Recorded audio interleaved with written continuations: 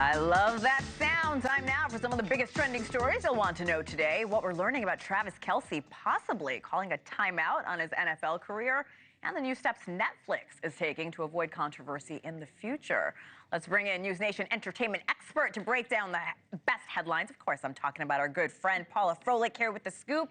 Paula, The Athletic, a respected sports journalism paper reporting the Kansas City Chiefs have given Travis Kelce a deadline on whether he's going to retire or not. What's the deadline? What are we hearing? Big date, March 15th. They have to say, he has to say yes or no and stop dilly-dallying around. And he gets like an $11 million bonus, which is great. Yeah. However, the issue for him is really, as he's talked about, his health.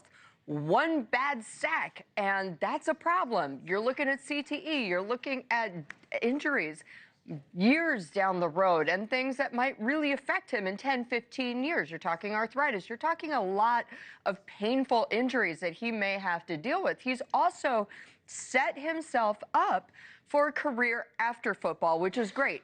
Not a lot of players have this foresight, and he and his team, as we all know, set up, Are You Smarter Than a Celebrity? Right. They've set up Grotesquerie, some acting gigs, and also he and his brother Jason just signed a $100 million 3-year deal for their New Heights podcast. So financially, he's okay. I think it's just mentally, can he make that leap to stop playing the game that he loves? And you think his famous girlfriend is going to have any part of this decision?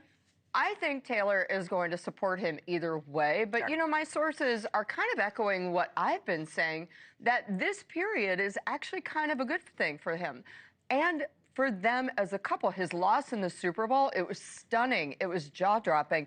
But at the same time, they're saying, you don't really know someone till the chips are down, and how people support each other when times are bad and when you don't know what's happening next is a big deal. And, she also, her Eras tour is over. They both have some time to really just kind of relax, look at each other, support each other, and see how this works going forward. All right, let's move on. You and I talk about this a lot. It's awards season. That's not the only attention, though, that the movie Amelia Perez is getting, following drama after tweets from Miss Star. Her name is Carla Sofia Gascon, resurfaced from years ago. How is Netflix responding to the backlash? So this is something that's never happened before, and Netflix is now saying that they are going to do some social vetting, and that it could be possible that in order to star in any Netflix movie, they may go and do a deep dive on every single celebrity. So as you and I well know, every actor and actress in LA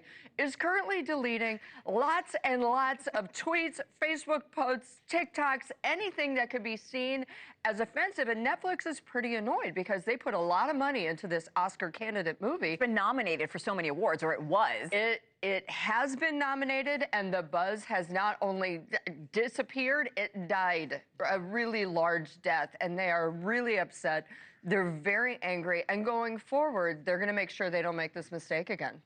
Another story you've been covering very, very closely, Wendy Williams. She's speaking out. I believe she did an interview with Nightline. What did she say? Well, first of all, Wendy wants out, and I don't blame her. At this point, she spoke to Nightline, and she said, you know what, she's living in this luxury mental care facility, and she's saying it's a luxury prison, and it's costing her $18,000 a month out of her own pocket. She doesn't want to pay that anymore. And she's saying, and she did this interview that was very lucid and humorous and amazing, and was with it and there. It didn't look like anything that we saw on the other documentary that she had done on Lifetime. And meanwhile, what Nightline did, and it was very smart, they had neurosurgeons come on and basically say, you know what, if she really did have frontotemporal dementia and aphasia, she was diagnosed 3 years ago. Right. There's no way she'd be able to speak right now. Look at the difference between her and, unfortunately, Bruce Willis. And she's saying she wants out. She has signed an affidavit to get the judge to knock off this whole conservatorship. And if the judge doesn't, she says she wants a jury trial so that the jury can judge whether she's sane or not. I know you have a lot of sources everywhere, especially with this Wendy Williams story, so keep us posted, Paul. Will do. Thank you. And be sure to subscribe to The Scoop newsletter for the biggest stories in entertainment. Thanks for watching. Go to joinnn.com to find NewsNation on your television provider. And don't forget to click the red subscribe button below to get more of NewsNation's fact-driven, unbiased coverage.